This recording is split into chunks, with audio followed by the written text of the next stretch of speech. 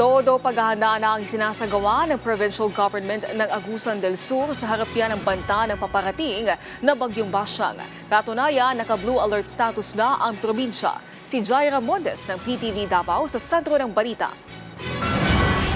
Agad na nagpatupad ng suspension sa klase at pasok sa government offices, maliban na lang sa may essential services sa buong probinsya ng Agusan del Sur para sa paghahanda ng epekto ng bagyong Basyang na nakapasok na sa Philippine Area of Responsibility. Ayon sa Provincial Disaster Risk Reduction and Management Office o PDRMO Agusan del Sur, naka-blue alert status na ang lugar para masiguro ang kaligtasan ng mga residente sa lugar.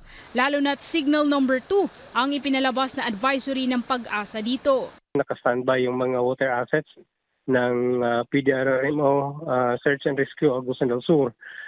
Kung sakaling kailangan ng augmentation para sa rescue operation. Pinapayuhan naman ng PDRMO ang kanilang mga residente na naninirahan sa may tabing ilog, lalo na sa timog bahagi ng probinsya gaya ng Trento, Bunawan at maging sa Rosario na lumikas na dahil sa panganib ng pagbaha sa lugar.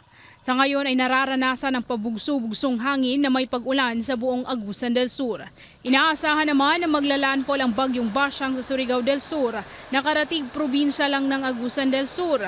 Kaya nananawagan ang otoridad na sumunod at makinig sa mga advisory na ipapalabas nila.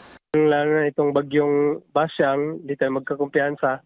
Kung kailangan na nating lumikas, maglikas na dahil lahat naman ng mga barangay ay mayroong mga designated evacuation centers. Bukod sa PDRMO, katuwang din sa paghahanda ang iba pang ahensya ng gobyerno sa banta ni bagyong Basyang. Mula rito sa PTV Davao, Jaira Mondes para sa Pambansang TV sa Bagong Pilipinas.